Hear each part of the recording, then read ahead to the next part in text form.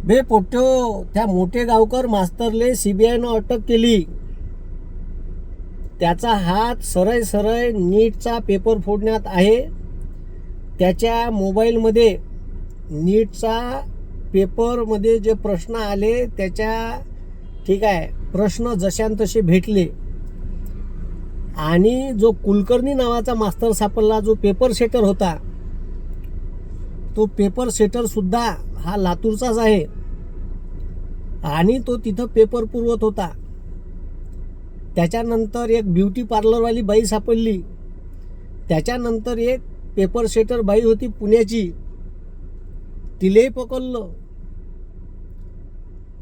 आता याच्यातले धागेदोरे राजस्थानपासून महाराष्ट्रापर्यंत आले. अरे गोर गरीब विद्यार्थी, तुम्ही लखपती करोडपती लोकायले पेपर विकता. ज्या पोट्ट्याची लायकी नाही राहत साल्याची पास व्हायची, असे पोट्टे डॉक्टर केले असून तुम्ही आतापर्यंत. ते किती लोकांचा जीव घेईन याचा काही अंदाज आहे का? आताही म्हणते का त्या मोठे गावकरच्या क्लासमध्ये 10,000 पोरं आहे वेगवेगळ्या ब्रँचेसमध्ये. आता जे पोरं 11वीत ॲडमिशन घेतली, आता ते 12वीला गेले असन, ते असन.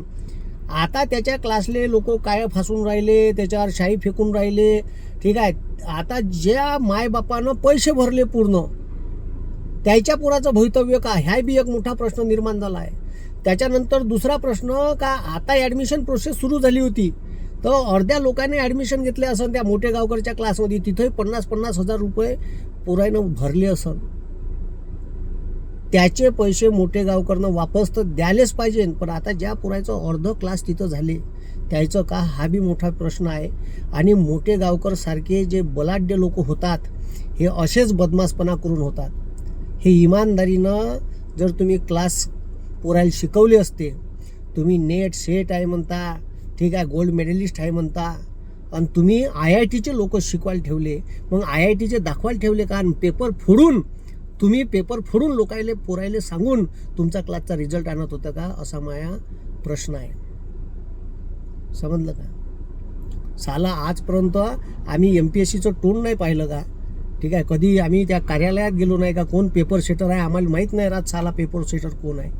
हां, आमचा कलेक्टर ऑफिसले पेपर येते, स्ट्रॉंग रूममध्ये राहते. हां, पेपर सकाळी 9 वाजता निघते तर कलेक्टर पोलिसाच्या गाडीत पेपर पाठवते. एक पेपर नाही फुटत साला, आणि तुमचा रपकन पेपर फुटते. साली अशी व्यवस्था आहे. आणि हिचा शिक्षामंत्री राजीनामा नाही देत. लाज वाटायला पाहिजे सालेले.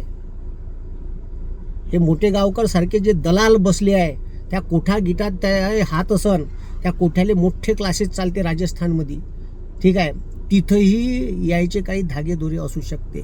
आणि जे बिचारे गोरगरीब क्लासवाले आहे, जे गावागावात अथक मेहनत करते, पुराईवर खूप मेहनत करून शिकवते, ठीक आहे, पोटतिडकीनं शिकवते, त्याच्यात याचा कुठंच रिझल्ट लागत नाही. कारण याचे हातच तिथपर्यंत पुरत नाही. ह्या मोठ्याल्या क्लासवाल्याचे तिथपर्यंत हात पुरून आहे. सगळे मला तर वाटते मंत्र्या जंत्र्यालाही पैसे पुरवते का हे साले क्लासवाले. याचा धंदाच आहे सगळ्यात मोठा. साला आम्हाला विचार येते, आम्ही जीव तोडून मेहनत करतो तरी आमचे पोरं लागते ना. तुम्ही मेहनत करा ना. पेपर फोडण्याचा काय आहे? तुम्ही गोरगरीब पोरायचा जीव घेतला. अनेक गोरगरीब पोरं जे फुकटात MBBS मध्ये गव्हर्नमेंट मेडिकल कॉलेजला ॲडमिशन झाली असती, ते पोरं तुमच्यामुळे वंचित राहिले. याले मोठे गावकर मास्तर जबाबदार आहे. त्याला अटक झाली, ठीक आहे, तेव्हा कुठं लोकांनी विश्वास बसला. चौकशी झालीत, लोकांनी विश्वास नव्हता बसत. आता त्याच्यातून काय तथ्य ते अजून कोण कोण सापडते, ठीक आहे, हे माहीत पडत. आणि याची निपक्षपाती चौकशी व्हायला पाहिजे.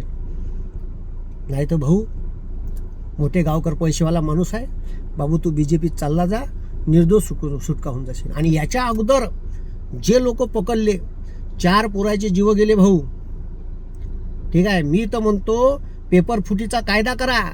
आणि या पेपर फुटीमुळे सगळ्यात पहिले कलेक्टरले तो पेपर गेला पाहिजे स्ट्रॉंग रूमले, तिथून सगळीकडे गेला पाहिजे. आणि दुसरी गोष्ट, ठीक आहे, स्ट्रॉंग रूममधून पेपर बाहेर गेला का तो पेपर बिलकुल स्टेशनवरच जायला पाहिजे, मधात कोणाच्या हातात लागता कामा नाही. साला त्या वरला मटकीचे नंबर राहते, कल्याण ओपन क्लोज 50 वर्ष झाले, एक नंबर नाही लीक होत त्याचा, ओपनचा आणि क्लोजचा. साला तुमचा पेपर लीक होते. कलेक्टर सस्पेंड झाला पाहिजे पेपर लीक झाला तर. कलेक्टरले द्या बॉडी लावा बंदी कामी कलेक्टरची. ठीक आहे, मंत्र्याला जेल झाली पाहिजे. आणि जे पोरं पेपर फुटल्यामुळे ज्याचे जीव गेले, काही नुकसान झालं, तर सरळ मर्डरचा गुन्हा दाखल व्हायला पाहिजे. मंत्र्यावर बी व्हायला पाहिजे आणि कलेक्टरवर बी व्हायला पाहिजे. आणि जे लोक त्याच्यात आहे ज्यानं पेपर फुटला त्याला बी व्हायला पाहिजे जन्मठेप.